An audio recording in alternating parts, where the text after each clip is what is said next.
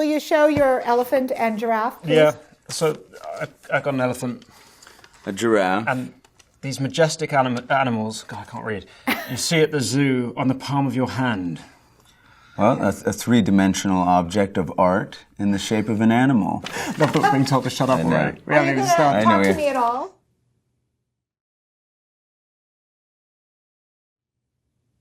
What was the very first thing you auditioned for? Desperate to know the answer to that question. The first thing I auditioned for, I got a call from a casting director. She asked to speak to the agent representing Rami Malek, and I said, speaking. You already got your part. And she said, well, what's your name? I said, well, this is Rami. And she kind of laughed, and she said, well, are you SAG? I said, no. I think I've made the giraffe, already? By the way. And she started laughing, and she said, all right, call me when you have an agent and you're properly SAG. I go, you're already laughing. Give me a shot. It was 3 lines in the Gilmore Girls. That's your answer. Oh, wow. And I got the part. You got the part? I got the part. You got the part in your first ever audition was also playing your agent. I just love that your agent had a lot to live up to after that as well. You were like 1 for 1. Yes, exactly. I was the book boy in a production of Oliver. It was my first professional part. And I got to say, books you order from the bookseller, sir.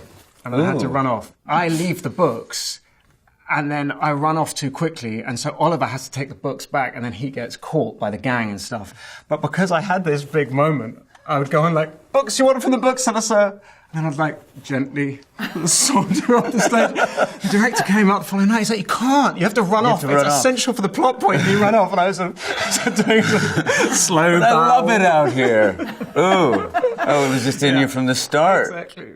You did The Goat. That's a great play. It was a great play. It's not a great play to take my mother to. Yeah, or my dad, Yeah. actually, because there's a bit in which my character had to snog my dad on stage. But I did get the best opening line. That character, his first line on stage, the son in The Goat, goes, you're doing what? You're fucking a goat? And his dad goes, don't swear. And he goes, well, you're fucking a fucking goat. You tell me not to swear. Yeah. What was the first album you ever bought? No.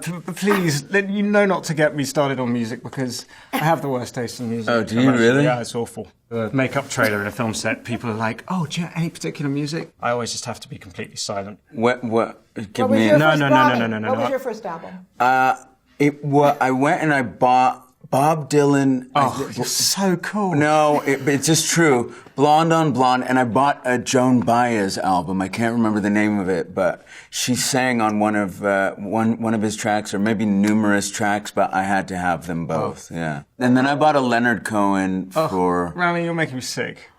I bought Always. First single was Always by Bon Jovi. Okay. Is that right? Yeah. No, yes. I like a good emotional power ballad. Yeah. There's a place in London that just does power ballads. Really? And you can go and sing along to everything, So basically. you need to be really drunk. You have to be wasted. Yeah. Yeah. There's no So other I start way. being really coy and then I get really drunk and then I'm like, don't fucking dare take my microphone away. Yeah.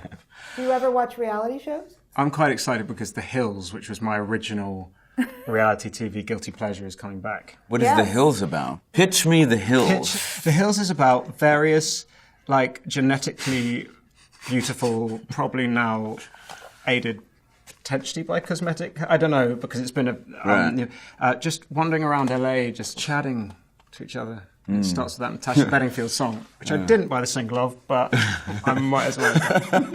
I was quite into Heidi Montag, who I sort of had a bit of a love-hate relationship with. They have a child now. She's cancer.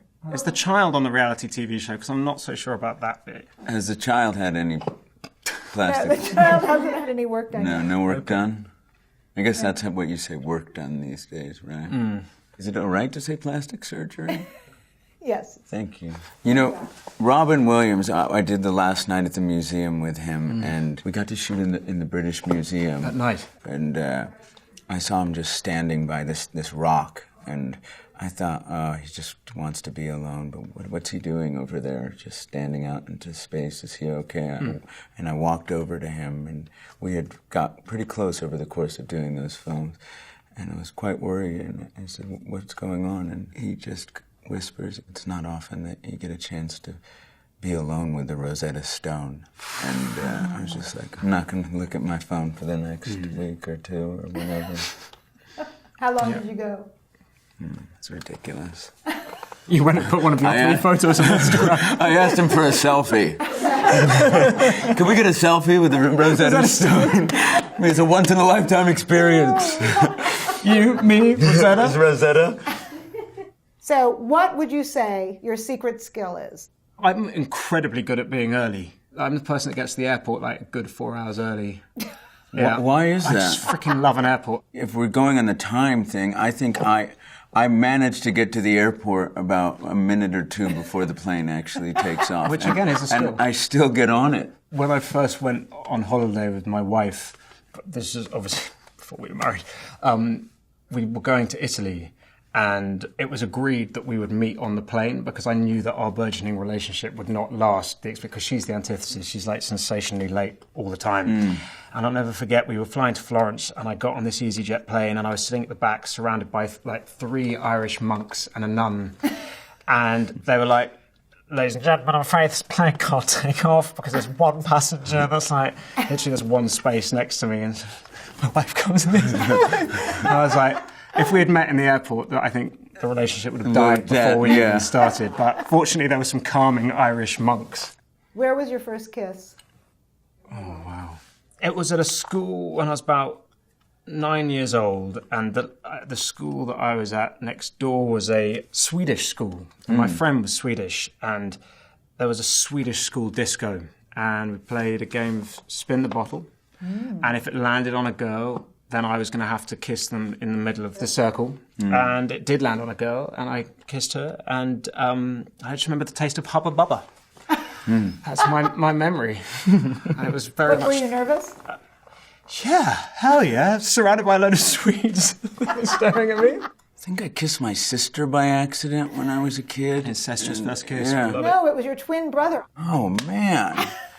See, is this going to get me into trouble? I think this is going to get... Okay, perfect. I was very, very young. I have a twin brother, and he did really well with people across the board, and girls as well. And I got a little jealous that, he'd had his first kiss. He'd had a couple first kisses, and I hadn't. It was really difficult. Yeah, it's always complicated. But he was kissing a girl, and... I thought, we've never used this twin thing to our advantage yet. No. Yeah. So, No, that is bad, mate. It's bad. It's morally dubious. I think it is. But so, I'm going to leave it at that. So, Eddie, I know you have a long history with magic, but now that you're playing a magician... Yeah. do you Wizard, feel- Lynn, wizard. Big difference. Massive distinction there. That's my wand work. Your wand work is very Fucking good. at this. Yeah. So, as a kid, I used to love doing magic, and I had a brother who was 6 years younger than me, which meant that I had like the perfect audience. And I'd also do ventriloquism, and it was this amazing thing because you stuck your hand up it, and then there was a hand here with a glove, so it looked like your hand was there. And I'd do ventriloquism. I'd go, hello, Tom. Tom was my little brother, and I'd sort of do these whole acts to him. And when he got to about 3 years old and could speak, he's like, I know what you're doing. And that was very heartbreaking. So that was the end of my magic. Okay, so I think we will hold up the animals now. Before we do, I was just going to say my first kiss story may or may not have been authentic. I think it sounded beautiful. Yeah. Let's have your first kiss story between these two little animals. It starts like this, So, and then it goes like this. that was a good It's kiss always too. as I had imagined it would be. All right. Excellent. Now pick up your little fortune things. Pick I'm one. I've pick been up so one excited about this. Wait, can I put my little elephant down? You were such a You're gentleman. so gentlemanly. So it's a fortune teller, Yes, this is a fortune and we teller. just puncture this, right? Oh. You are the poem someone wants to write. Ah, here we go. In a room full of art, everyone would stare at you. These are like the chat up lines that I never had. Yeah, Mine were like, You should keep have you watched these. The Hills? I feel will. that you've done very well. You're a poem and you're a work of art. There you go. You are. Take that. We're All both right. pieces of art. Okay, you each get a bottle of champagne too. Oh, Great news. Can we pop it now? Ready? Are we Oh, doing yes. that? Wait. Wait, okay, wait. We're doing that. Oh, fuck.